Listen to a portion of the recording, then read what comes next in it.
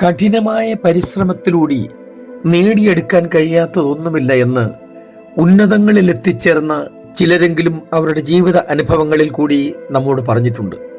ഈ അത്യന്താധുനിക കമ്പ്യൂട്ടർ യുഗത്തിൽ നമ്മൾ അനുഭവിക്കുന്ന സുഖസൗകര്യങ്ങളൊക്കെ ഉണ്ടല്ലോ, അതൊന്നും ഒരു ദിവസം കൊണ്ട് ആകാശത്തിൽ നിന്ന് പൊട്ടി വീണതല്ല.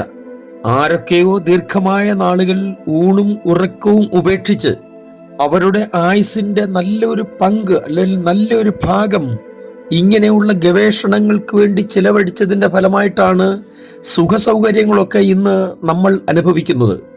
കണ്ടുപിടുത്തങ്ങളെക്കുറിച്ചൊന്നും പ്രത്യേകിച്ച് ഞാൻ എടുത്തു പറയുന്നില്ല. എന്നാൽ ഒരു കാര്യം നമ്മൾ മനസ്സിലാക്കാതെ പോകരുത്.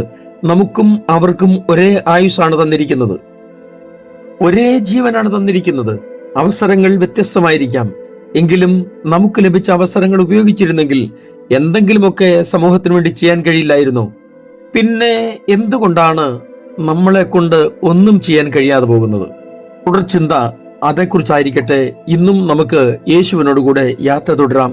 ചില നിമിഷങ്ങളിലെ ധ്യാനത്തിനായി സഭാപ്രസംഗങ്ങളുടെ പുസ്തകം 11-ാം അധ്യായം 4-ാം വാക്യം വായിക്കട്ടെ. കാറ്റിനെ വിചാരിക്കുന്നവൻ വിതയ്ക്കയില്ല, മേഘങ്ങളെ നോക്കുന്നവൻ കൊയ്യുകയുമില്ല. ഒറ്റ വാക്കിൽ പറഞ്ഞാൽ സോളമൻ രാജാവ് നമ്മെ പഠിപ്പിക്കുന്ന ഏറ്റവും പ്രധാനപ്പെട്ട പാഠങ്ങളിൽ ഒന്ന്, പ്രതിസന്ധികൾ കണ്ടുകൊണ്ട് അല്ലെങ്കിൽ പ്രതിസന്ധികൾ നേരിടും എന്ന് വിചാരിച്ച് പ്രവർത്തനങ്ങൾ ഉപേക്ഷിക്കരുത് എന്ന് തന്നെയാണ്. ഒരിക്കൽ ഒരു മനുഷ്യൻ ഹിമാലയം കീഴടക്കാനായിട്ട് പുറപ്പെട്ടു. കൊടും ശൈത്യമുള്ള സമയത്ത് തന്നെയാണ് തന്റെ യാത്രയുടെ ആരംഭം. യാത്രക്കിടയിൽ അല്പം വിശ്രമത്തിനായി ഒരു സത്രത്തിൽ മുറിയെടുത്തു. ആ സത്രത്തിന്റെ ഉടമസ്ഥൻ ഇദ്ദേഹത്തോട് ചോദിച്ചു, ഇപ്പോൾ അതിശൈത്യമാണ്, കനത്ത മഞ്ഞുവീഴ്ചയുമുണ്ട്, നിങ്ങൾ എങ്ങനെയാണ് ഹിമാലയത്തിന് മുകളിലെത്തുന്നത്? ഇദ്ദേഹം പറഞ്ഞ മറുപടി കേൾക്കണോ? എന്റെ മനസ്സ് പണ്ടേ അവിടെ എത്തിക്കഴിഞ്ഞതാണ്, ഇനിയും എന്റെ ശരീരം പിന്തുടർന്നാൽ മാത്രം മതി. ഒരിടത്ത് എത്തിച്ചേരണമെന്ന ആഗ്രഹമുള്ളവർ തീർച്ചയായിട്ടും അതിനുള്ള വഴിയും മാർഗവും ഒക്കെ കണ്ടെത്തിയിരിക്കും. ഇത്രയും തീവ്രമായ ആഗ്രഹമില്ലാത്തവർ രക്ഷപ്പെടാനുള്ള വഴിയാണ് ആദ്യം കാണുന്നത്. ബലം കൊണ്ട് മാത്രം ആർക്കും ഒന്നും കീഴടക്കാൻ കഴിയില്ല. ചിലതിനൊക്കെ നമ്മുടെ ശരീരക്ഷമതാ പരീക്ഷ നടക്കുമല്ലോ. വാസ്തവത്തിൽ അപ്പോൾ നമ്മുടെ കരളുറപ്പിന്റെയും തീവ്ര അഭിലാഷത്തിന്റെയും കൂടി പരിശോധന നടക്കുന്നുണ്ട്. ഒരു കാര്യം മനസ്സിലാക്കാതെ പോകരുത്. സ്വപ്നവും പ്രതീക്ഷയും ഇല്ലാത്ത ഒരാളും സ്വാഭാവികമായി ഒന്നിനും ഒരുമ്പെടാറില്ല. ഒന്നാമതായി എവിടെ എത്തണം എന്നൊരു അറിവ് നാം സൂക്ഷിക്കണം. വഴിയിൽ നമ്മൾ കാണുന്ന ആളുകളെല്ലാം പ്രത്യേക ലക്ഷ്യത്തിന് വേണ്ടി പോകുന്നവരൊന്നുമല്ല. ചിലരൊക്കെ വെറുതെ നടക്കാനിറങ്ങിയവരാവാം. എന്തെങ്കിലുമൊക്കെ കുശലാന്വേഷണമൊക്കെ കഴിഞ്ഞ് അവർ മടങ്ങിപ്പോകും. ഏതിലും വിജയം വരിച്ചവരെ ശ്രദ്ധിച്ചാൽ ഒരു കാര്യം നമുക്ക് മനസ്സിലാക്കാൻ പറ്റുന്നത്, തന്റെ കൂടെ ഉള്ളവർക്ക് പോലും മനസ്സിലാകാത്ത ചില വഴികൾ താൻ നേരത്തെ കണ്ടുപിടിച്ചിട്ടുണ്ട്. ആ വഴികളിലൂടെ തന്നെ ആയിരിക്കും അയാളുടെ യാത്ര. നമുക്ക് ഒരു പ്രതീക്ഷ വേണം.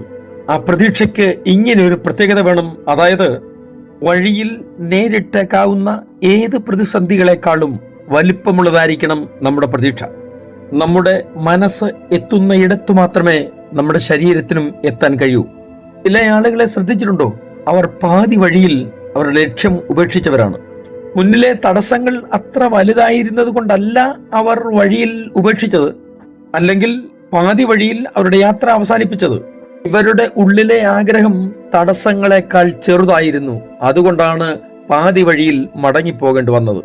അതുകൊണ്ട് യാത്ര പുറപ്പെടും മുമ്പ് ഒരു ദൃഢനിശ്ചയം നമുക്കുണ്ടായിരിക്കണം. എന്നും നമ്മുടെ യാത്രയ്ക്ക് നിരപ്പുള്ള വഴികൾ മാത്രം ലഭിക്കണം എന്ന് നിർബന്ധം പിടിക്കരുത്. അല്പം കുണ്ടും കുഴിയും കയറ്റിറക്കങ്ങളും ഒക്കെ നാം മുന്നിൽ കണ്ടുകൊണ്ട് വേണം യാത്ര ആരംഭിക്കേണ്ടത്. അതോടൊപ്പം എല്ലാറ്റിലും വലുതായി, ഏറ്റവും പ്രധാനമായി ദൈവാശ്രയബോധവും പ്രാർത്ഥനാ ജീവിതവും സൂക്ഷിക്കുക. സ്വർഗീയ പിതാവേ, എൻ്റെ എല്ലാ പ്രിയപ്പെട്ടവരെയും അങ്ങയുടെ കരങ്ങളിലേക്ക് ഏൽപ്പിച്ച് അനുഗ്രഹിച്ച് പ്രാർത്ഥിക്കുന്നു. ജീവിതത്തിലെ ലക്ഷ്യങ്ങൾ നേടത്തക്കവണ്ണം എല്ലാവരെയും പ്രാപ്തരാക്കണമേ. യേശുക്രിസ്തുവിന്റെ അൻപുള്ള നാമത്തിൽ തന്നെ, ആമേൻ.